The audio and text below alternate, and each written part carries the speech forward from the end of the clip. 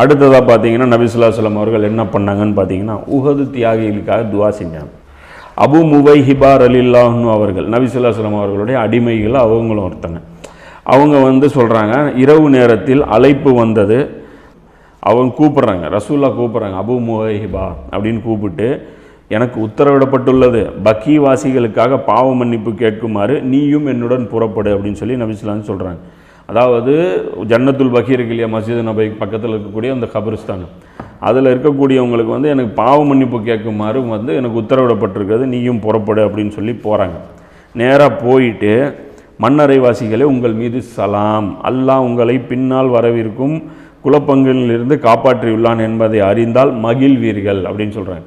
அதாவது நீங்கள் மரணித்ததை நினச்சி சந்தோஷப்படுங்க, ஏன்னா பின்னாடி அவ்வளோ பிரச்சனைகள் காத்துட்ருக்குது. ஏன்னா ரசூல்லா கூட இருந்து அந்த ஒரு தூய்மையான ஒரு கூட்டத்தோடு இருந்து வாழ்ந்த அந்த சஹாபாக்களுக்கு பின்னாடி நடந்த நிகழ்வுகள்லாம் பார்த்திங்கன்னா ஒரு மனசில் ரொம்ப ரொம்ப ஒரு ஆழமான வழி தரக்கூடியது. அலி ரலியல்லாஹு சந்தித்த காலகட்டம், அம்மார் பின் யாசிர் ரலியல்லாஹு அவர்கள் சந்தித்த காலகட்டம், இவங்கெல்லாம் அபு இப்னு மசூத் ரலியல்லாஹு அவர்கள் சந்தித்த காலகட்டம், இதெல்லாம் பார்த்திங்கன்னா அவங்களுக்கு மன நிம்மதி இல்லாமல் பூமியில் ரொம்ப ஒரு கடினமான ஒரு வாழ்க்கையை அவங்க வாழ்ந்தாங்க. அப்போ அதெல்லாம் என்ன நடந்தது, யார் அதெல்லாம் பண்ணாங்கிறது இன்ஷால்லா நம்ம அது அடுத்த அந்த நேரம் வரும்போது சொல்லுவோம். அப்போ இதில் அவர் அந்த இடத்தில் நீங்கள் அது என்ன சொல்கிறாங்கன்னா, அந்த இடத்திலிருந்து நீங்கள் அல்லாஹ் உங்களை காப்பாற்று, நான் வரவிருக்கும் குழப்பங்களில் அல்லாஹ் உங்களை பின்னால் வரவிருக்கும் குழப்பங்களிலிருந்து காப்பாற்றியுள்ளான் என்பதை அறிந்தால் நீங்கள் மகிழ்வீர்கள். அவர்களிடத்தில் நீங்கள் இல்லாமல் இருப்பதை நற்செய்தியாக அறிவிக்கிறேன். யார், அலி ரலியல்லாஹு மாதிரி நீங்கள் உயிரோடு இல்லாமல் இருக்கிறதும், உஸ்மான் ரலியல்லாஹு மாதிரி உயிரோடு இல்லாமல் இருக்கிறதும் உங்களுக்கு ஒரு நற்செய்தின்னு சொல்லி நான் உங்களுக்கு அறிவிக்கிறேன். அந்த சோதனைகள் இரவின் இருள்களை போன்றது. அந்த சோதனைகள் அவ்வளவு இருட்டானது, அடுக்கடுக்காக வந்து விழும். முதலில் வரும் சோதனையை விட பின்னால் வரும் சோதனை அதை விட கடுமையானது. உஸ்மான் ரலியல்லாஹு காலகட்டத்தில் வந்த சோதனையை விட ஜமல் கடுமையானது, ஜமலை விட சிஃபின் கடுமையானது, சிஃபியில் விட நெஹர்வான் கடுமையானது. இதெல்லாம் போர்கள். அப்போ இதெல்லாமே கடுமையான ஒவ்வொரு அதை விட கர்பலா கடுமையானது, கர்பலாவை விட ஹர்ரா கடுமையானது. மதீனாவிலேயே பெண்கள் கற்பழிக்கப்பட்டாங்க. அன்சாரி பெண்கள் முஸ்லீம்களால் கற்பழிக்கப்பட்டாங்க. அப்போ இது எவ்வளோ கடுமை. அடுத்தது காபாத்துல்லா எரிக்கப்படுது. அப்போ இந்த அளவுக்கு கடுமையான சோதனைகள் தொடர்ந்து வர வந்துட்டே இருக்குது. அதெல்லாம் நீங்கள் பார்க்காம நீங்கள் நிம்மதியாக போயிட்டீங்க அப்படின்னு சொல்கிறாங்க. அபு முஹைபா, எனக்கு பூமியின் கருவூலங்கள் மற்றும் அதில் நிரந்தரமாக தங்கியிருப்பது அல்லது இறுதியாக சொர்க்கம் செல்வது. நபி ஸல்லல்லாஹு அலைஹி வஸல்லம் அவர்கள் சொல்கிறாங்க, எனக்கு ஒரு ஆப்ஷன் கொடுக்கப்பட்டது, 2 ஆப்ஷன் எனக்கு கொடுக்கப்பட்டது. என்ன ஆப்ஷன்னா, பூமியுடைய கருவூலங்கள், அதாவது இந்த பூமியில் ஆட்சி, இந்த பூமியுடைய பொக்கிஷங்கள், மீத்தேனு, ஹைட்ரோ கார்பனு, இது எல்லாமே ரசூல்லாவுடைய நிர்வாகத்துக்கு கீழே கொண்டு வர்றது. அது யுரேனியமாக இருக்கட்டும், மிகப்பெரிய செல்வங்கள் இன்றைக்கி நேச்சுரல் சோர்ஸஸ் இருக்குல்ல, அது எல்லாமே ரசூல்லாவுடைய உம்மத்துக்கு தானே கொடுக்கப்பட்டிருக்கு. இதை யாஜூஜ் மாஜூஜ் இன்றைக்கி தூக்கிட்டு அவங்க ஃபசாதுக்காக பயன்படுத்திகிட்டு இருக்கிறாங்க. இந்த கருவூலங்கள் கொடுக்கப்பட்டது மற்றும் அதில் நிரந்தரமாக தங்கியிருப்பது. 1000 வருடங்களும் நபி ஸல்லல்லாஹு அலைஹி வஸல்லம் அவர்கள் நம்ம கூடவே தங்கியிருக்கிறது. நம்ம கூடவே இன்றைக்கும் மஸ்ஜிது நபவியில் ரசூல்லாவுடைய அந்த தர்பார் அப்படியே இருக்கும். அங்கே இருந்துட்டு அவங்க வழி நடத்தக்கூடிய அந்த பொசிஷன் அப்படியே இருக்கும். இது மாதிரி இருந்துக்கிட்டு இறுதியாக உலகம் அளிக்கப்படுற சில நாட்களுக்கு முன்னாக நீங்கள் மரணித்து சொர்க்கம் போகிறீங்களா அப்படிங்கிற ஒரு ஆப்ஷனை அல்லாஹ் கேட்டான்.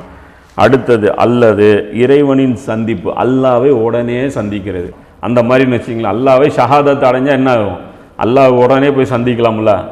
அப்போ அந்த அந்தஸ்து மற்றும் சொர்க்கம் இரண்டில் எதை எந்த ஒன்றை தேர்ந்தெடுக்கிறீர்கள் என்ற அதிகாரம் எனக்கு தரப்பட்டது. இந்த 2 அதிகாரமே நபி ஸல்லல்லாஹு அலைஹி வஸல்லம் அவர்களுக்கு அல்லாஹ் கொடுத்தான். கொடுத்ததுக்காக அல்லாஹ் ரசூலா என்ன பண்ணாங்க, அல்லாஹ்வோட சந்திக்கிறதை தேர்ந்தெடுத்தாங்க. இதுதான் பாருங்கள், நம்ம மரணம் அப்படிங்கிறது பயப்படுறோம், அல்லாஹ்வை சந்திக்கிறத நம்ம வெறுக்கிறோம். அதுதான் நபி ஸல்லல்லாஹு அலைஹி வஸல்லம் சொல்கிறாங்கல்ல, பூமியில் சிலர் இருப்பாங்க, அவங்க உயிர்கள் கைப்பற்றப்படும் போது அவர்கள் அல்லாஹ்வை சந்திப்பதை வெறுப்பார்கள், அல்லாஹ்வும் அவர்களை சந்திக்க வெறுக்கிறான். அப்போ மூமின்களுடைய குவாலிஃபிகேஷனே என்னன்னா, அல்லாஹ்வை சந்திக்கிறதுக்கு பயப்படக்கூடாது. அல்லாஹ்வை சந்திக்கிறதுக்கு ஏன் பயப்படணும், அல்லாஹ்வை சந்திக்கிறது ஒரு இன்பமான ஒரு விஷயம். ஆனால் இந்த இடத்துல நபி ஸல்லல்லாஹு அலைஹி வஸல்லம் என்ன சொன்னாங்க, நான் அல்லாஹ்வை சந்திப்பதை நான் தேர்ந்தெடுத்தேன். அதுக்கு இப்போ இந்த 2 ஆப்ஷன் அல்லாஹ் அவர்களுக்கு கொடுக்குறான். அப்போ கொடுக்க உடனே நபி ஸல்லல்லாஹு அலைஹி வஸல்லம் அவர்கள் வந்து என்ன தேர்ந்தெடுத்தாங்கன்னு பார்த்தீங்கன்னா, அது தேர்ந்தெடுக்கிறதுக்கு அது சொல்கிறாங்க யார்கிட்ட, இப்படி 2 ஆப்ஷன் கொடுக்கப்பட்டிருக்கு அப்படின்னு சொல்லி அந்த சஹாபிகிட்ட சொன்ன உடனே அவங்க என்ன சொல்கிறாங்க, என் தாயும் தந்தையும் தங்களுக்கு அர்ப்பணமாகட்டும், நீங்கள் முதலாமானதை தேர்வு செய்யுங்கள் அப்படிங்கிறாங்க. அல்லாஹ்வுடைய தூதரே இந்த பூமியை விட்டு போயிடாதீங்க, நீங்கள் நிரந்தரமாக இங்கே இருங்க, எங்கள் கூட இருங்க, நீங்கள் இல்லாமல் நாங்கள் எப்படி இருப்போம் அப்படின்னு சொல்லி கேட்குறாங்க. அதுக்கு வந்து ரசூலா சொல்கிறாங்க, என்னுடைய இறைவனின் சந்திப்பு ப்ளஸ் சொர்க்கத்தை நான் தேர்வு செய்து விட்டேன் அப்படின்னு சொல்லி அவங்க வந்து பதில் அளிச்சிட்றாங்க. இல்லை, நான் ஆல்ரெடி செலக்ட் பண்ணிட்டேன், அல்லாஹ்வை சந்திக்கிறதுன்னு மீட் பண்ணிட்டேன். ஏன்னா ரசூலுல்லாஹ்வுக்கு அதுதானே இன்பம், இந்த உலகத்துடைய வெற்றியும் இந்த உலகத்துடைய ஆட்சியும். சொல்கிறாங்க இல்லையா, சுப்ஹானல்லாஹ், ஆட்சி வந்து கிலாஃபத்துன்னு ஆசைப்பட்றாங்க இல்லையா, கிலாஃபத்து ஆசைப்படுறதா அது ஆசைப்படுறதா அது வந்து எவ்வளோ பெரிய ஒரு சுகம் அது. ஆட்சி பதவி சுகம், அப்படி பதவி எவனுக்கு சுகம், ஷைத்தானுக்கு தான் சுகம். பதவி வந்து நல்லவனுக்கு சுகமாக அது. பொறுப்புங்கிறது எவ்வளோ பெரிய ஒரு பாரம், அது எவ்வளோ பெரிய ஒரு கடமை. அது பாறாங்கல் தூக்கி நம்ம மேலே வச்ச மாதிரி. அல்லாஹ் என்ன சொல்கிறான், முதுகை முறித்து கொண்டு இருக்கக்கூடிய சுமை அப்படிங்கிறான். அப்போ அந்த சுமையை வந்து யாராவது நேசிப்பாங்களா?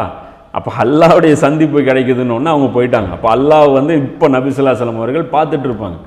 அப்போது வந்து சொல்கிறாங்களே, ரசூலா அல்லாஹ் பார்த்தாங்களா இல்லைன்ட்டு, உயிரோடு இருக்கிற வரைக்கும் பார்க்கல, மரணத்துக்கு அப்புறம் ரசூலா அல்லாஹ் பார்த்துட்டாங்க. ஏன்னா இருக்கிறதுலே ஷஹீது தான் வந்து உச்சபட்ச அந்தஸ்து. அல்லாஹ்வை வந்து கண்களால் உடனே நேரடியாக மறுமைக்கும் முன்னாலே உயிர் பிரிந்த அடுத்த நிமிடமே நாம் என்ன பண்ண முடியும், வானத்துக்கு போய் அல்லாஹ்வையே நேரடியாக தரிசிக்க முடியும். இது வந்து ஷஹீதுகளுக்கு உண்டான மிகப்பெரிய அந்தஸ்து. நபி ஸல்லல்லாஹு அலைஹி வஸல்லம் அவர்களுக்கு விட வேறு யாருக்கும் சிறந்த அந்தஸ்து கிடையவே கிடையாது. அது புரிஞ்சிங்க. ரசூலுல்லாஹ்வுக்கு மேலே ஒரு அந்தஸ்து எந்த மூமினுக்கும் முஸ்லீமுக்கும் கிடையாது. எத்தனையோ சஹாபாக்கள் ஷஹீதாகி போனாங்க, ரசூலுல்லாஹ் மட்டும் அல்லாஹ் பார்க்காம இருந்தாங்க. அப்போ இந்த நேரத்தில் மரணித்த உடனே உங்களை என்னை சந்திக்க வைக்கிறேன்னு அல்லாஹ் சொன்ன உடனே இவர் என்ன பண்ணுறாங்க, நபி ஸல்லல்லாஹு அலைஹி வஸல்லம், நான் உன்னை சந்திக்கிறத தேர்ந்தெடுக்கிறேன் இறைவா அப்படின்னு சொல்லிட்டு மரணத்தை தேர்ந்தெடுக்கிறாங்க. இந்த ஹதீஸ் பார்த்தீங்கன்னா 1793 ஹதீஸ் முஸ்னத் அஹ்மதில். இதற்கு பிறகு உடல்நிலை மோசமானது அப்படின்னு சொல்லி யார் சொல்கிறாங்க, அந்த நபி ஸல்லல்லாஹு அலைஹி வஸல்லம் அவங்களுடைய அந்த அடிமை வந்து அவங்க சொல்கிறாங்க. இதற்கு அப்புறம் வந்து ரசூலுல்லாஹ்வுடைய உடம்பு வந்து மோசமாச்சு. மொத்தம் ரசூலுல்லாஹ் வந்து ஒரு 5 நாள் வந்து உடம்பு படுத்த படுக்கையாக இருந்து அதுக்கப்புறம் வந்து தான் வஃபாத் ஆனாங்க.